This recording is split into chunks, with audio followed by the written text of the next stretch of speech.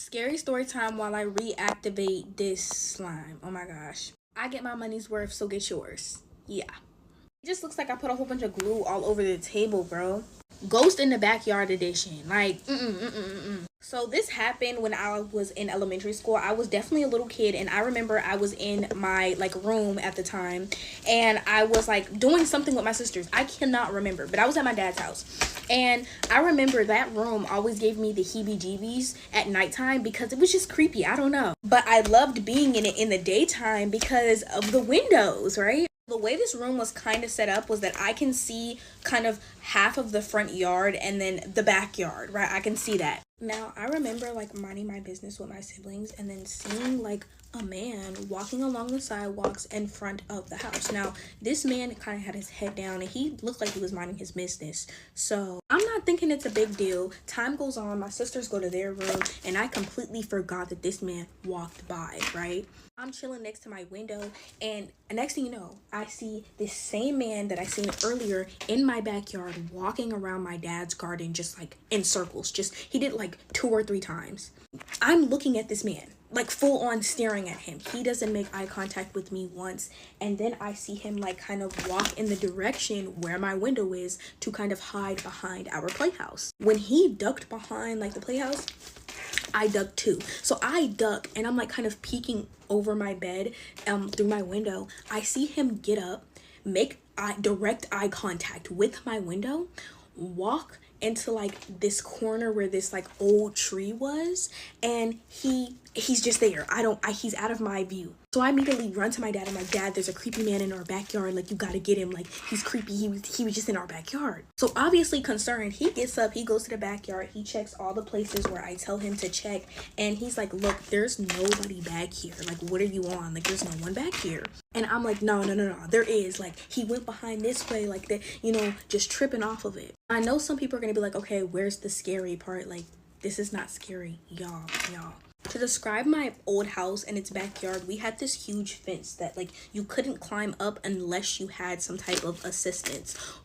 You needed assistance to climb this wall. So everybody's looking at me like I'm crazy because what are you talking about? There's nobody back here. And I'm just trying to explain myself, I promise I'm not crazy.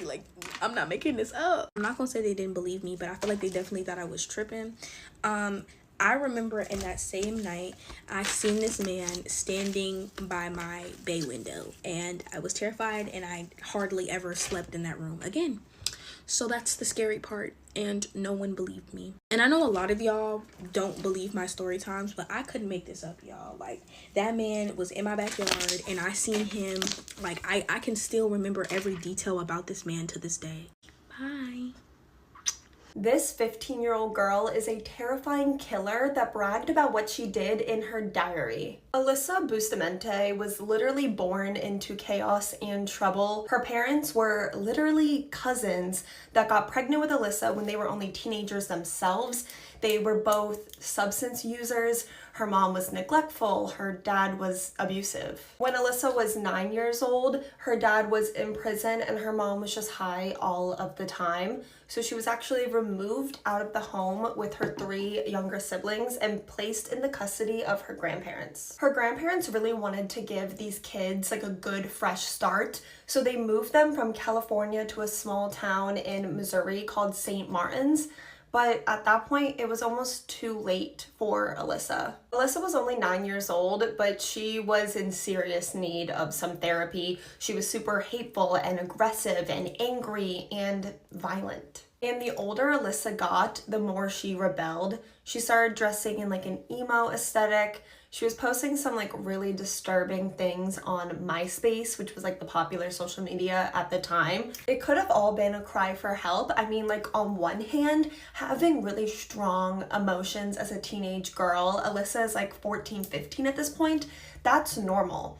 But what isn't normal is around this time, Alyssa started to tell her friends that she was fantasizing about what it would be like to unalive someone. And then tragically on October 21st, 2009, Alyssa made those dark, twisted fantasies come true. That was the day that Alyssa planned that she was going to take someone's life. Early in the day, Alyssa went into the wooden area behind her home and dug a hole that would serve as a grave for her victim. Then, as it started to get dark out, Alyssa's twisted plan went into effect. Alyssa, who remembers only 15 years old at the time, brought her 6-year-old sister Emma out to play. Alyssa then instructed her 6-year-old sister Emma to go 4 houses down and invite their 9-year-old neighbor Elizabeth Olten out to play. Little 6-year-old Emma was so young and naive, she probably thought that it was cool that her older sister wanted to play with her and her friend Elizabeth. I mean, Alyssa was always kind of mean and kind of abusive towards Emma, and now she wanted to play with her. Emma had no idea that what she was actually doing was luring one of her best friends to be brutally unalived by her own big sister. Elizabeth Olten's mother didn't even want Elizabeth to go out to play because they were about to settle down for dinner. But you know how little girls are, they were really persistent about wanting to play together. So eventually, Elizabeth's mother reluctantly agreed as long as she would be back in 1 hour for dinner. But tragically, little 9-year-old Elizabeth Olten would never make it back home. When Elizabeth and Emma came running, back to Alyssa and Emma's home to play with Alyssa immediately ordered Emma to go home, and then she lured little Elizabeth into the woods where she had dug her grave a couple hours earlier. And that is where 15-year-old Alyssa Bustamante brutally unalived 9-year-old Elizabeth Olten. What Alyssa had just done seemed to barely even faze her. She excitedly ran home and wrote about it in her diary. I'm gonna put what Alyssa wrote in her diary on the screen now. She describes what she had just done moments earlier to this little 9-year-old girl that she knew. It was one of her sister's best friends. They played together all the time. Elizabeth only lived 4 houses down. And then after she wrote what she did to her, she wrote, "I don't know how to feel at the moment. It was amazing. As soon as you get over the, oh my God, I can't do this feeling, it's pretty enjoyable. I'm kind of nervous and shaky though right now. Okay, I gotta go to church now. LOL." There aren't even words to describe that. It's horrifying and disgusting.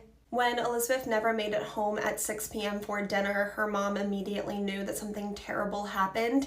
And within 24 hours, the investigators learned that the last person to be seen with 9-year-old Elizabeth was her 15-year-old neighbor. The investigators searched Alyssa's room while she was at school. They told, her parents that I think that she was just a witness at that point.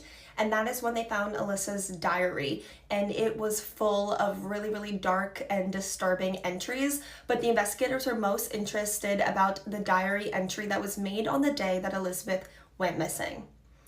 And they saw that it had been completely scribbled over in pen to hide what Alyssa had written that day. They were able to recover what had been written before it was scribbled over, and that was the entry I just read to you. And that is when Alyssa was finally brought into questioning for the disappearance and possible unaliving of Elizabeth Olten. I truly think that Alyssa thought that she was smart and covered her tracks and that she was going to get away with it. She seemed not nervous at all being questioned by these detectives until they mentioned her diary.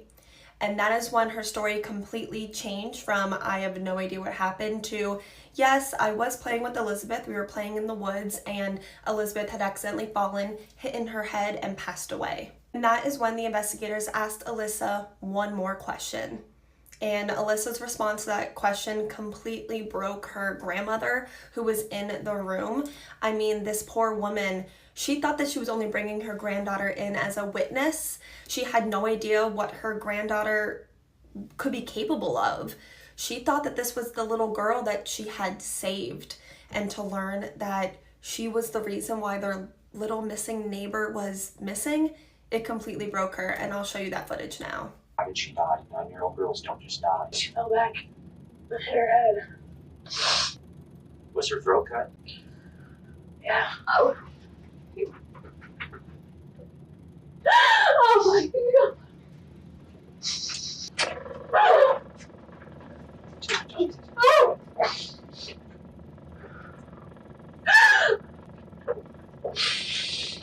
That is when Alyssa made a full confession and she was sentenced to life in prison. But if you think that's where this case ends, you are sadly mistaken, because there's a really, really recent, disturbing, dark update in this case.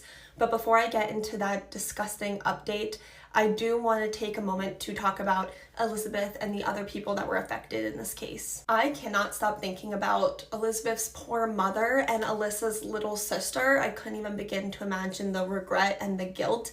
I mean, Elizabeth's mother didn't even want her to go out to play that day. And then Alyssa's little sister, she was only 6, and she was the one used to lure her friend to be unalived. She would be about 21 years old now, and both of them, both of, everyone affected in this case are definitely in my thoughts. I'm completely heartbroken for both of them, and I hope everyone in this case knows that it's not their fault. The only person at fault here is, of course, Alyssa Bustamante. Elizabeth Olten was only 9 years old when her life was stolen from her in the most terrible and terrifying way. This was a little girl who loved animals and music. She was a huge Taylor Swift and Hannah Montana fan. And, she was really excited at the time, and her only big worry was that she had just scored a lead in the school musical. And then her life was just stolen from her in such a senseless, terrifying way. It's in remembrance for the way that Elizabeth Olten's life was stolen from her that truly horrifies people with the recent update in this case. In 2021, a new bill was passed in Missouri that gives any minor that was sentenced to life in prison a chance of parole after 15 years, which means Alyssa has a chance for parole in July of 2024, which is now. I'm putting this video up on July 1st, 2024. This bill obviously came with a lot of criticism and backlash, especially regarding Alyssa Bustamante. So a state representative actually made a statement saying that this bill was not created for minors that committed crimes like Alyssa, and that it should not and would not apply to her. Personally, I don't think that she has a chance of getting out anytime soon, if ever, but I guess we will have to wait and see. If you watched to the end of this video, thank you so much for listening to Elizabeth Olten's story. I feel like so often she's lost in her own case. So if you watch the end, let me know, and let me know if you're still liking the longer videos we're doing. And I will see you guys tomorrow with 2 new videos. So you like anything creepy, but have you heard of the urban legend of Carmen Winstead? 17-year-old Carmen Winstead was in high school. Her dad had lost his job, so they had to relocate to Indiana so he could get a new job. Carmen was finding it very difficult to leave her friends behind and make new ones, and because of her fear of criticism, it was very hard to do that. The first 2 semesters of her new school were very challenging, but things started to turn around when she became friends with a group of 5 girls. These girls appeared to be nice, but Carmen found out that they were gossiping and spreading false information about her. One of those rumors was that Carmen was having an affair with the school's janitor. Another one of those rumors was that she would wipe her snot on people when they weren't looking, and there were many more rumors that just ruined her reputation at that school. These girls started calling Carmen derogatory names, breaking into her locker, and stealing her items. It had gotten to the point that Carmen was fed up with the bullying, so she was going to stay after school to talk to the teachers about it. That same day, there was a fire drill right after lunch, and as everyone was waiting for roll call from their teachers, Carmen was spotted near a sewer opening with those 5 girls. Those 5 girls had a plan to push Carmen down that sewer opening, and it would be so embarrassing for her and the whole school would laugh. Those girls swarmed her, pushed her, and shoved her into the sewer opening. One of the girls yelled, "She's in the sewer," giggling, and the teacher went to go check on Carmen, and when she saw Carmen, she was standing still and her head was turned to one side. The police were called, and once they arrived, they saw that Carmen had scraped her whole face off when she went down and her neck was broken. All of the students had to stay behind and be interrogated, and the 5 girls claimed that Carmen had just fell down on her own, and because of this, the case was closed and classified as an accident. A few months later, strange posts from an identified person started appearing on the Facebook of the students that went to Carmen's school, and it stated that her death was not an accident and she was pushed.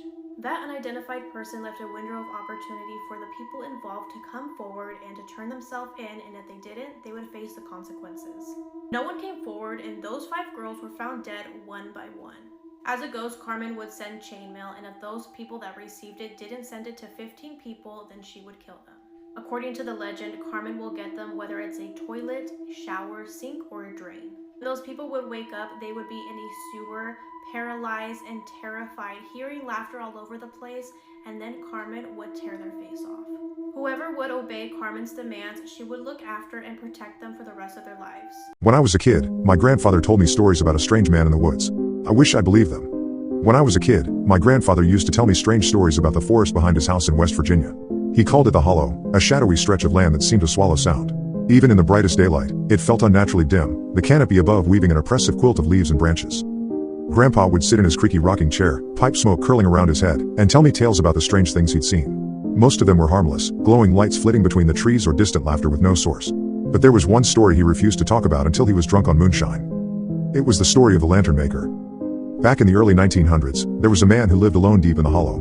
People rarely saw him, but when they did, he was always carrying an old iron lantern. He'd walk the forest at night, the flickering light barely illuminating his gaunt face and wild eyes. Some said he was a hermit, others whispered he was a sorcerer. But everyone agreed he was dangerous. Local legends claimed he could weave strange things into existence with his lantern. It wasn't just light it cast, it was shadows, thick and alive. People swore they'd seen impossible shapes moving in the forest, things that were too large, too fast, and too quiet to be animals. One night, a group of drunken townsfolk decided to put an end to the lantern maker's witchcraft. They armed themselves with pitchforks, shotguns, and torches and marched into the hollow. Grandpa said they never came back, not as men, anyway. A week later, strange figures started appearing near the edges of the forest. They looked like men, but they weren't. Their limbs were too long, their eyes too wide, and their skin was a sickly, pale gray. The townsfolk called them the lantern maker's creations, twisted things born from shadows and fire. One by one, the town began to empty. People packed up and left, terrified of what might crawl out of the woods next. Eventually, only Grandpa's family stayed, too stubborn to leave the home they'd built with their own hands. But one night, Grandpa saw him. He was just a boy, lying awake in bed when he heard the faint sound of wings. Not the flutter of birds or bats, but a deep, leathery whoosh that made his chest vibrate. Curious, he crept to the window and peered out. At first, he thought it was a tree, tall and black against the moonlight. But then it moved. It unfurled massive, tattered wings and turned to face the house. Its eyes, red and glowing like embers, locked onto Grandpa. I couldn't move, Grandpa whispered to me, decades later. I wasn't scared. I was just trapped. Those eyes held me, like they were pulling me out of myself. The creature stood there for what felt like hours before it finally lifted off the ground. The sound of its wings was deafening, shaking the entire house as it disappeared into the night. After that, Grandpa refused to go into the hollow. He said the lantern maker had made his greatest creation, a guardian for his woods. Years later, I forgot about Grandpa's stories. I grew up, moved to Chicago, and only visited him a handful of times before he passed. But recently, I had to return to West Virginia to settle his estate. The old house was in worse shape than I remembered, creaking with every step, the walls peeling like dead skin. The hollow hadn't changed, though. It was still there, dark and quiet as ever. Something about it drew me in, the way it always had when I was a kid. On my last night there, I decided to take a walk into the woods. I don't know why, nostalgia, maybe, or a foolish desire to prove to myself that Grandpa's stories were just that, stories. I brought a flashlight and a knife, feeling absurdly brave as I wandered deeper into the forest. The air was colder than it should have been, and the deeper I went, the quieter it got. No birds, no crickets, just the sound of my own footsteps. I was about to turn back when I saw it.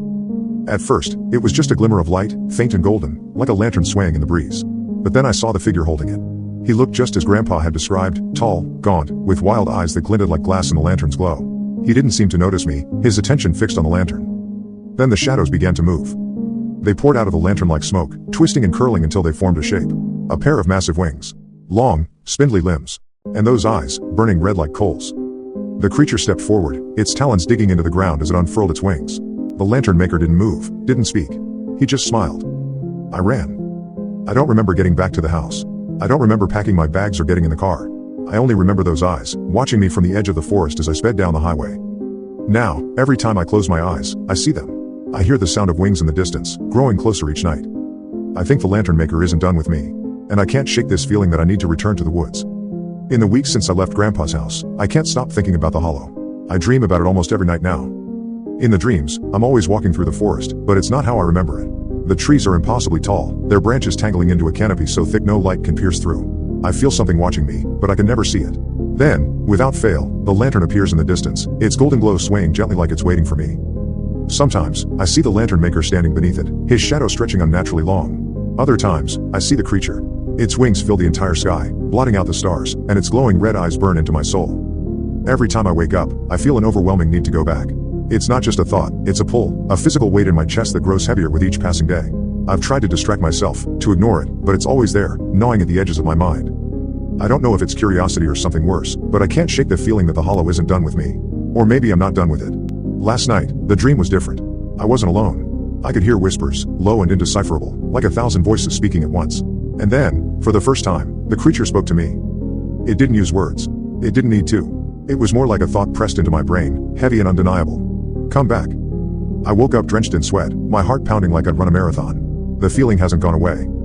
I think I'm going to give in. Maybe it's madness, or maybe it's something I was always meant to do. But I have to know what's waiting for me in the hollow. I have to find out what the lantern maker created, and why it's calling me. And sometimes you never know when you meet a psycho. Meet Cinna. Meet Valkyrie. They was in that last picture I showed you. Look, they're right over here in the back. Anyway, Cinna and Valkyrie are streamers. Very popular ones. In fact, one day they decide, you know what? Let's do a subathon. And what a subathon is a streamer will continuously stream as long as people subscribe to them. Subscribing to them like someone would subscribe to Netflix. You subscribe to them and they'll keep streaming. Usually people will cap it at like a month. But see, Cinna and Valkyrie had a problem. As you live stream, you're live. So wherever you are in the world is wherever you are in the world. So they decide to go outside with another streamer named Emaru. Now, as they're walking about, they run into this guy named Russell. Russell says, oh my gosh, y'all are my favorite streamers. Like he just ran into them by coincidence. But people know the game by now. This is why you see some streamers walk around with security, because too many people run into them by coincidence. But boy was just asking for a picture. So the girl said, all right, come on. Take the picture. Boom. They said, all right, for sure, we out. They start leaving. Boy says, hey, can I hang out with y'all? Oh, and here we go. And boy got that mad shifty energy. He's talking about, can I hang out? They're like, you know what? We gotta go. Like, we gotta go. He says, all right, for sure. And to all my young men out there who just don't understand, if she look at you like this, she don't like you. If she look at you like this, no, she not smiling at you. She's smiling because she's uncomfortable. She don't like you.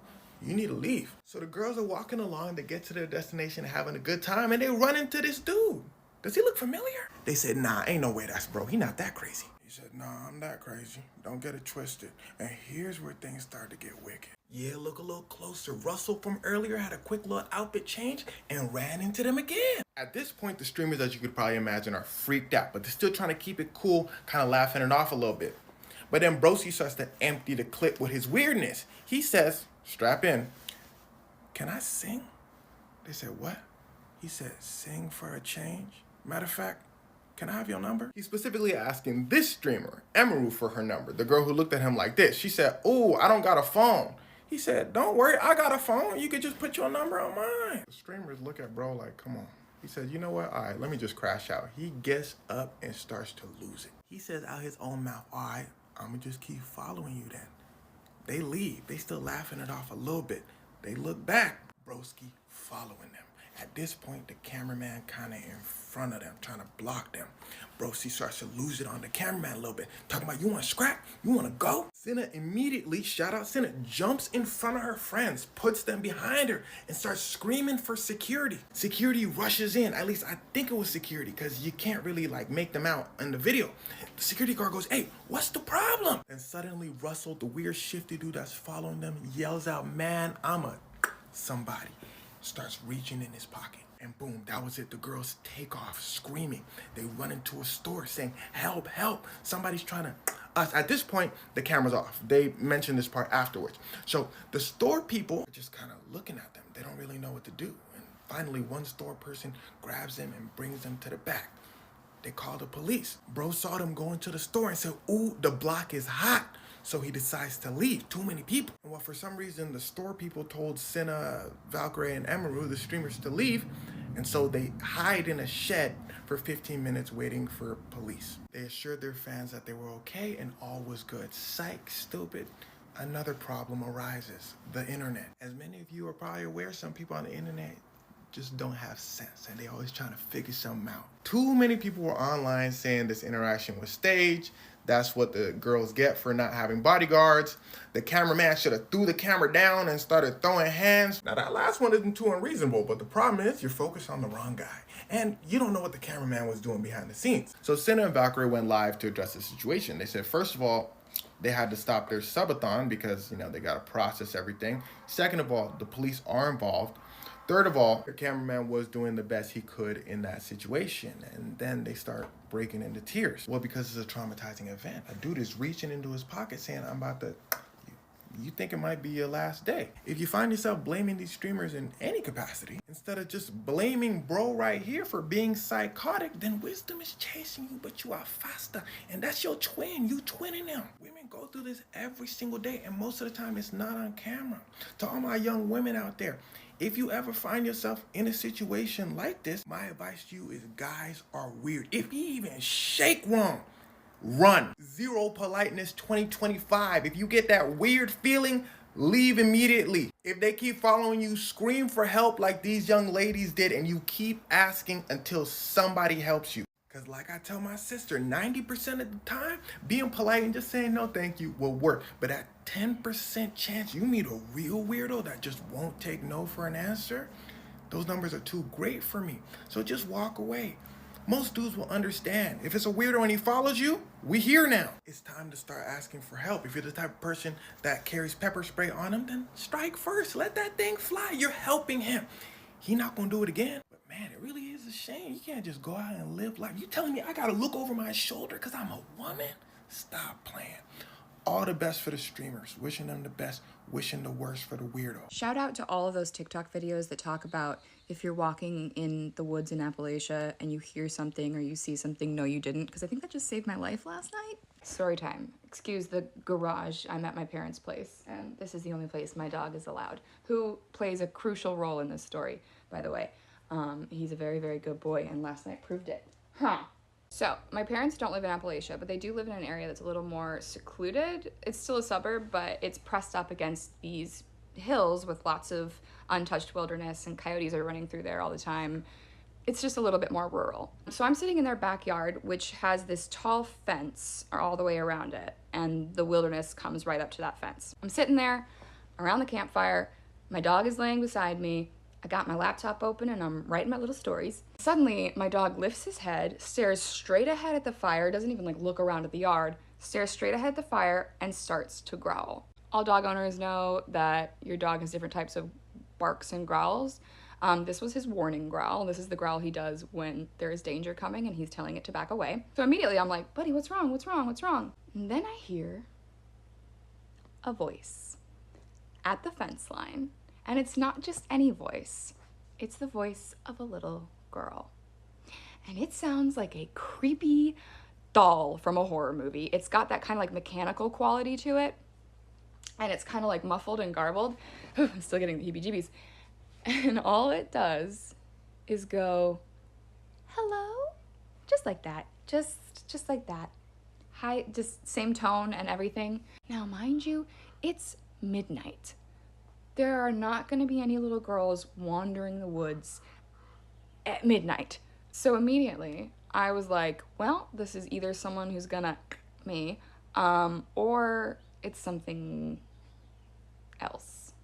And what made me think it was something else was the fact that the voice said again, hello?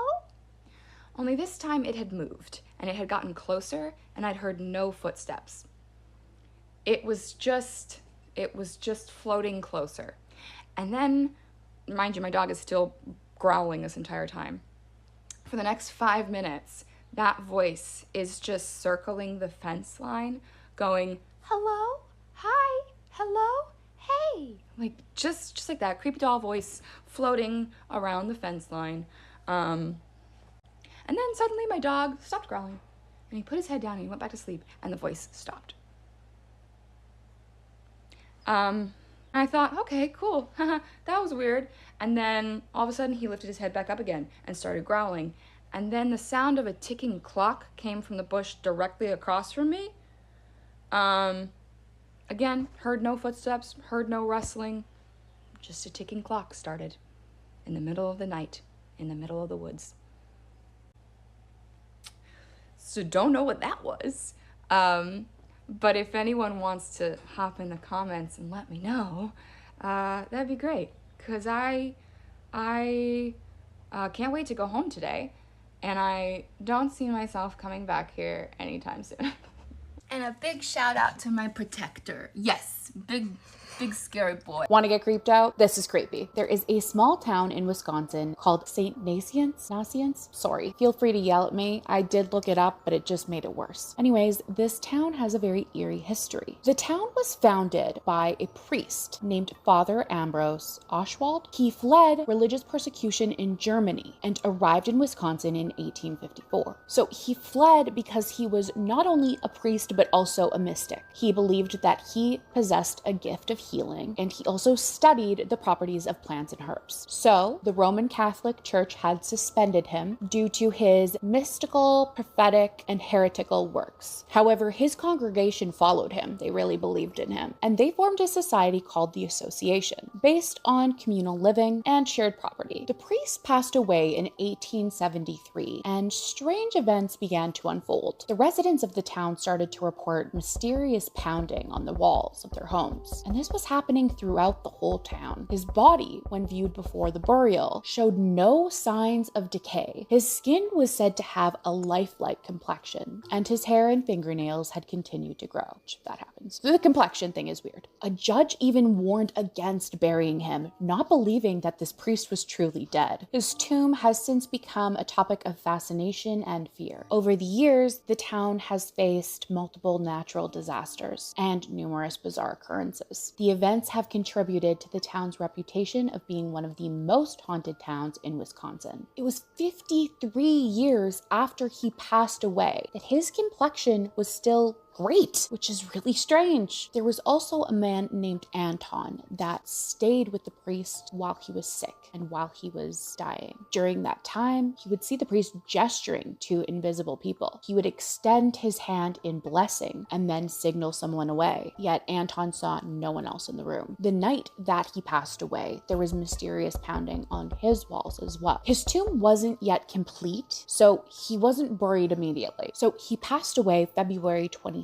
On April 29th, they examined him before placing him into the chamber. His body had not decayed. There was no odor of corruption. His eyes had sunken in, but he still had a lifelike complexion with growing hair and fingernails. A huge shout out to Lauren, who got me pictures of this place and even told me about it because I had no idea, and I've tagged her in this video. And thank you, Lauren. You are the best. Anyways, have you guys ever heard of this? I haven't heard of most things, so I might be late to the party. Anyways, see you next time. What is one of the creepiest things a kid has ever said to you? I'll go first. When my daughter was almost 3 years old, she told me and my godmother a story. We were at my godmother's house and we were working on a Halloween/birthday costume for my daughter. We're taking her measurements and cutting fabric, and she randomly looks at us and she asks us where her mom is. I tell her, "You're being crazy. Like, I'm your mama. What are you talking about?" Thought maybe she was confused because I call my mom, so maybe she's looking for her grandma. While I'm saying I'm your mama, she cuts me off and says, "Oh, she's dead." Me and my godmother are looking at each other like, what? My daughter told us, "My mom is unalive and I live with my aunt." And where's my aunt? I'm like, hold on, what are you talking about? She straight up tells us that she was alive in 1438. She's probably telling us some weird shit about a past life, so I start questioning her. She keeps making sounds that are like Thessaloniki, and she says that her name is Nazianz. I'm writing everything down because I'm like, this is freaking crazy and I don't want to forget it. Because she didn't speak very well, I don't know what the hell she was talking about. I tried to do research on the places and the names that she mentioned, but I couldn't find anything. So if there is a town called like Thessaloniki or something in 1438, let me know. She told me her aunt was really mean to her and that her aunt ended up unaliving too. And that was it. She just stopped talking about it. And I kept trying to like ask her more questions and she wouldn't say anything else. It was just like she had this little brain moment that just sped off a whole bunch of random information and then it completely shut off after that. She's 9 now and she has no recollection of any of this.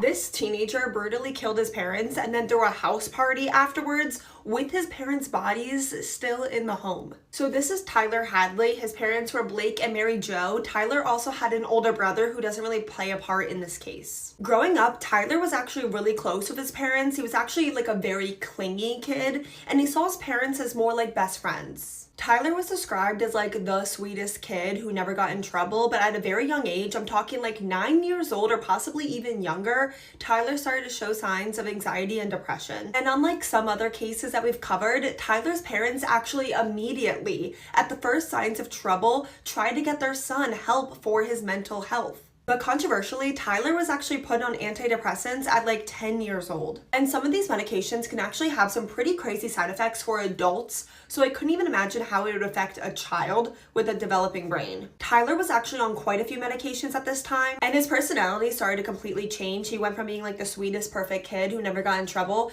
to acting out, rebelling, and actually committing petty crimes. And the relationship between Tyler and his parents also started to change because they used to be like best friends. Tyler never got in trouble. Now they have to discipline Tyler all the time. And at only 11 years old, Tyler told one of his friends for the first time that he wanted to kill his parents. And by only 12 years old, Tyler was experimenting with substances and also drinking. The relationship between Tyler and his parents is completely rocky. Tyler's getting in trouble all the time. He's acting out, he's rebelling. So his parents are grounding him, they're disciplining him, and then Tyler would resent his parents because he was getting in trouble. It's really important for you guys to understand that Tyler's parents are not bad people. They are good people. They're really good parents. All they're trying to do is discipline their 11-year-old, 12-year-old, 13, 14, 15-year-old son as Tyler grows up.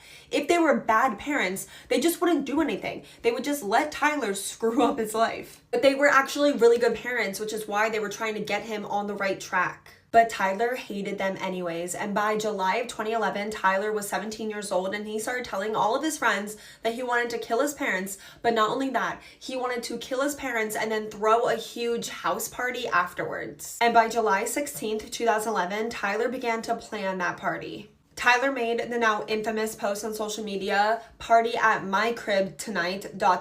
maybe." Tyler was unsure in his post if there was going to be a party because he was still contemplating if he could go through with killing his parents or not, but in the end, he decided that he could. Tyler got a hammer from the garage. He went into the living room where his mother, Mary Jo, was on the computer. He snuck up behind her and he hit his mother over the head with the hammer. He actually struck his mother, Mary Jo, 36 times. Tyler's father, Blake, is in the other room. When he hears the commotion, he runs in, and when he sees what his son has done, his youngest son has done to his mother and his wife, Blake's wife, all he says to his son is, "Why?"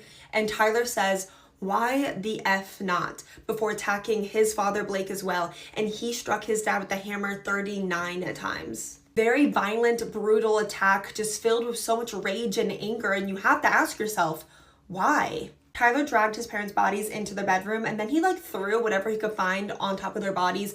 Furniture, pillows, wrapping paper, literally whatever he could find, he just threw on top of their bodies. He then went to clean up the crime scene because he had a party to plan. He took a shower and then he posted that the party was on. 100 people went to Tyler's house party that night with no idea that there were 2 murder victims in the other room. And for whatever reason, Tyler felt like he needed to tell someone his little secret. So in the middle of the party, Tyler went up to his best friend, Michael, since they were best friends since they were 8 years old, and told him that he killed his parents and his parents' bodies were in the other room. Michael does not believe Tyler when Tyler says he kills his parents. He thinks it's some sick, weird joke. So Tyler brings Michael into his parents' bedroom, and even though Tyler had thrown all that stuff on top of his parents to try and cover their bodies, Michael could still see their bodies underneath all of it. Michael, he's only 17 years old. He's like a baby. He just found out that his best friend since he was 8 years old has killed his parents. Michael probably knew Tyler's parents and knew them well. Michael's in a state of shock. He's horrified. He's terrified. He's in disbelief. But Michael doesn't want to let on to Tyler that he's terrified of him and shocked and horrified by what he's done, because Michael doesn't know what Tyler will do next. There's a house full of people having a party in this house, and he doesn't know if Tyler's gonna just go and kill them all. So Michael, he tries to play it cool. He stays at the party for a little bit longer, acting like he has no idea that there's 2 dead bodies in the other room. He's just at the party, he's hanging out, he's playing beer pong. And after he's been at the party for a little bit, Michael goes up to Tyler and he tells him that he's gonna head home. But before he leaves, he takes one last selfie with his best friend Tyler. Very infamous photo now in this case, because Michael knows that that will be the last time he'll ever see his best friend. Michael left the party and he called 911. The police immediately show up. The party is still kind of going on, and the police find Tyler's parents' bodies in the house while there's still people there partying. Tyler was immediately arrested. He pled guilty, so there was no trial, and he was sentenced to life in prison without the possibility of parole, but that was later changed to life in prison with the possibility of parole. So there's a chance that one day he could be released, but I seriously doubt it because allegedly Tyler has never once shown remorse for what he's done. This is such a messed up case for so many reasons. There's so many levels and layers to it. Tyler had an older brother who was off at college while his brother killed his parents. When you're in college, you're still so young, you're like a baby. So this young man goes off to college and then his entire family is just gone. Tyler's parents, Mary Jo and Blake, were good people, good parents that absolutely did not deserve what happened to them. Their lives were brutally taken from them, and for what reason? So their son could throw a one house party and be in handcuffs only a couple hours later. I'm sure it was really disturbing for all the young people that attended Tyler's party to realize that they were in a crime scene and there were dead bodies in the other room. But especially there was probably so much trauma for Michael, who actually saw Mary Jo and Blake's bodies and then had to turn on his best friend and turn his best friend into the police. What are your guys' thoughts on this case? Have you ever heard of this case? What do you think Tyler's motive was? He was a sweet kid who was so close with his parents. He was like a mommy's boy.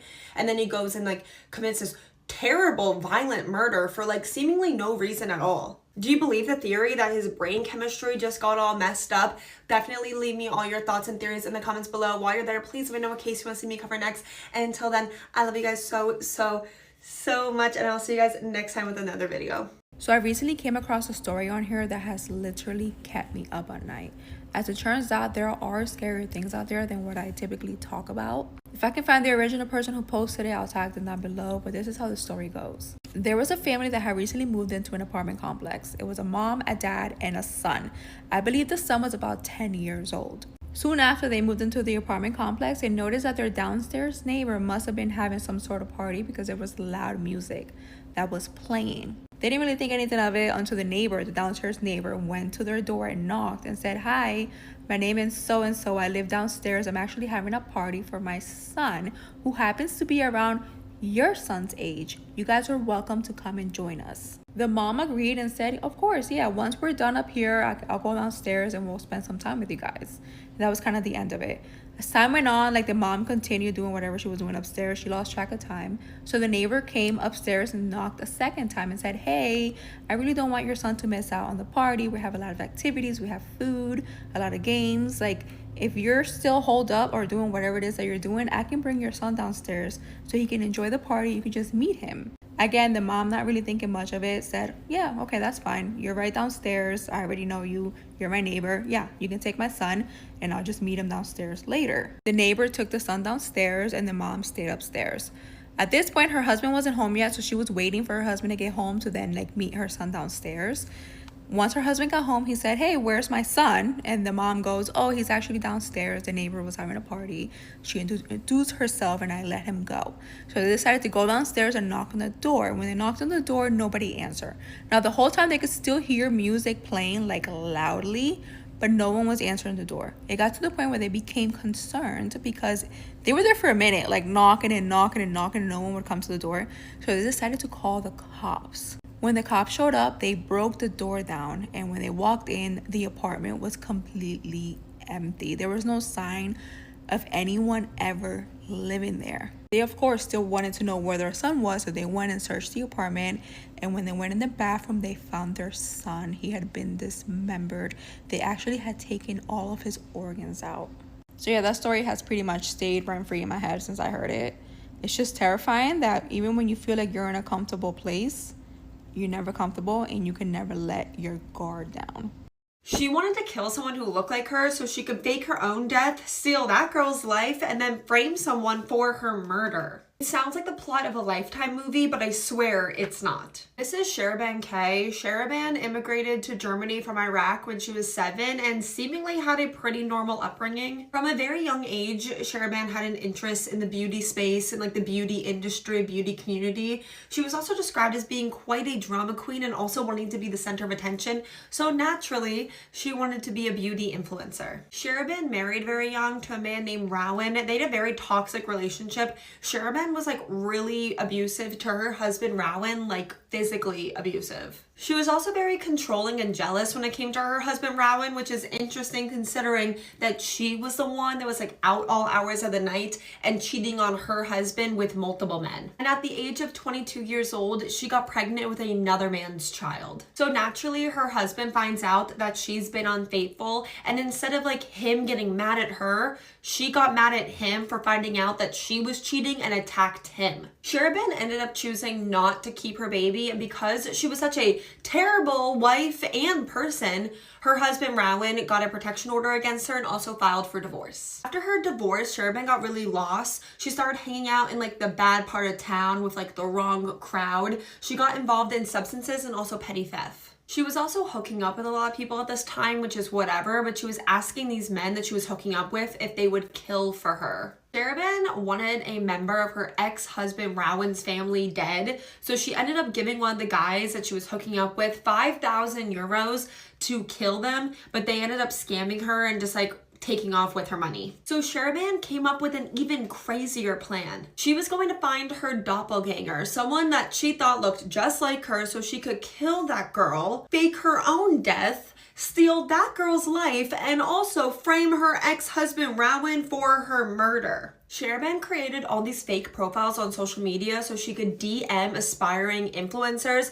pretending to be someone like in the industry with an opportunity for these aspiring influencers to collab or model for a project. Sherbin was DMing like dozens of aspiring influencers just because they kind of look like her, and she wanted to kill them. And they're just like innocent strangers in all of this. And this is how Sherbin got in contact with Khadija O. Khadija is obviously very beautiful. She went through like a lot in her life, but she came out the other side stronger, and she had big dreams of being a beauty influencer. Using one of her fake accounts, Sherbin DM'd Khadija pretending to be a salon owner, promising Khadija free beauty treatments if she just posted about it on social media. Sherbin even offered to pick up Khadija at her house and take her to her salon because her salon was 100 miles away. So on August 16th, 2022, Sherbin made sure to let her parents know that she was going to be meeting up with her ex-husband Rowan,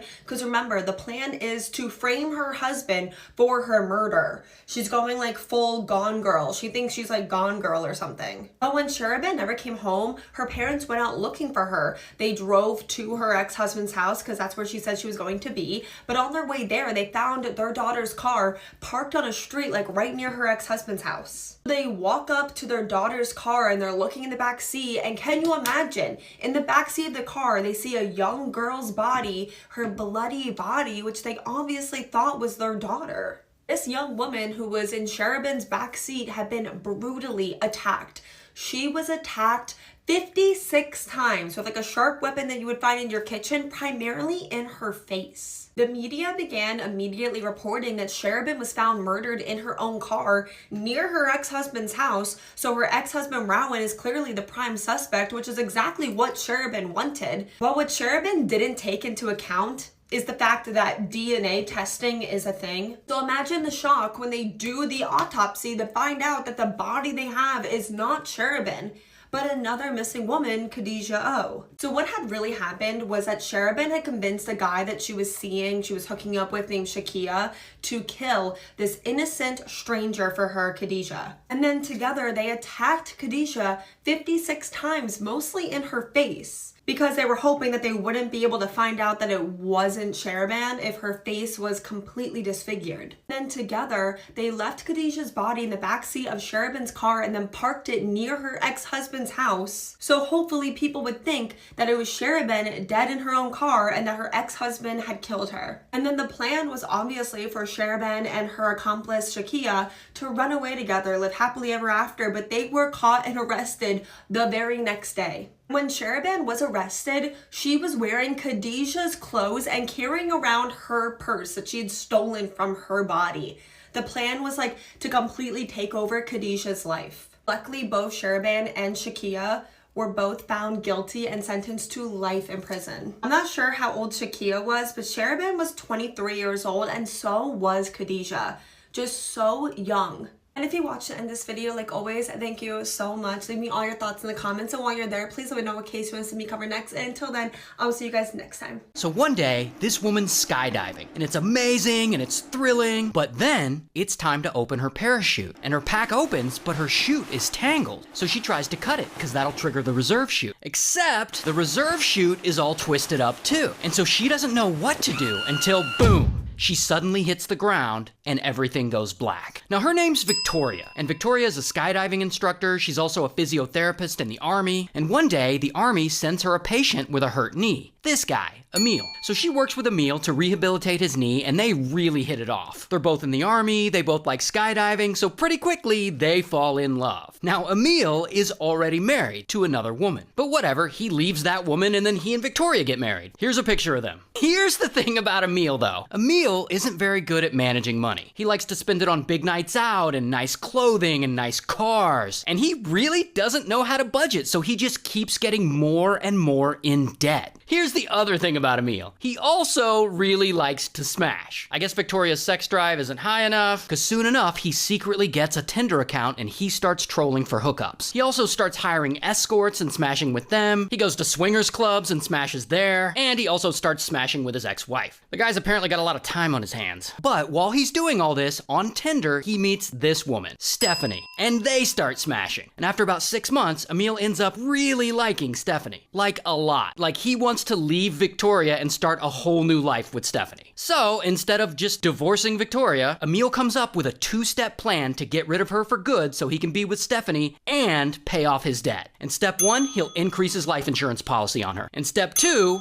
unalive wife. So he has his plan. First, he goes and he secretly raises the life insurance policy on Victoria to £120,000, which is more than enough to pay off his debt. So step 1 is done. And now on to step 2. So one morning before work, he sneaks into the kitchen and he opens a cabinet and he loosens a gas valve fitting so that gas will leak into the house. Then he says goodbye to Victoria and he leaves for work. And while he's at work, he spends all day waiting around for police or paramedics to call him and inform him his wife has died from this gas leak. But that all fails. She ends up catching it and texting him, "Hey, did you know there's a gas leak?" So that plan doesn't work, so we're still on step 2. And now Emil's got to try something else. So about a week later, he makes a reservation for him and Victoria to skydive together. And it's nice, they both love skydiving. So the day before their jump, he goes to the skydiving facility and he picks up her parachute from the kit store. And he sneaks that parachute into the bathroom and he starts messing with it. Now Emil is not only a veteran skydiver, he also had a job on the side packing parachutes. So he knows what he's doing. He removes the soft links from the main chute, which are these little parts here, and he tangles the main lines and he twists everything around, and then he puts it all back in, and then he hides the pack in a locker. The next day, Emil and Victoria go to the skydiving facility, and he picks up the mangled chute and he gives it to her. Then they go up in the plane, she puts the chute on, the door opens, they give her the signal, and she jumps. And at first, the fall is amazing, it's thrilling, it's everything she had hoped for, but then it's time to open her parachute. And her pack opens, but her chute is tangled. So she tries to cut it, because that'll trigger the reserve chute. Except the reserve chute is all twisted up too. And so she doesn't know what to do. So Victoria panics as she falls 120 miles an hour, spinning wildly through the air, all the while she's trying to fix her chute. And suddenly, boom, she hits the ground and everything goes black. Sometime later, Victoria wakes up, and it takes her a bit to realize where she is. She's on the ground, alive, with other skydivers standing around her. Somehow, she survived the fall. She has severe injuries to her spine and her lung and her ribs, but she's alive. So again, step 2 definitely didn't work. Why? Well, apparently it was a low altitude jump, the mangled parachute created some drag, and when she hit the ground, she had landed on recently plowed soil, which was soft enough to cushion her fall. Basically, she got lucky. And as Victoria is in the hospital recovering, she absolutely doesn't want to believe that Emil would try to unalive her. But the instructor at the skydiving facility, he examines her parachute, and he sees everything wrong with it, so he calls the police. So now police are involved, and they have parachute experts analyze the chute, and they're like, yeah, someone sabotaged this. So then police start looking into Emil, and they find out all about his money problems, all his sexual affairs, the sudden change in Victoria's life insurance policy, and of course, his expert parachute packing skills. So he's looking guilty as hell, and they arrest him. Here's his mugshot. Now all this eventually goes to trial, and Victoria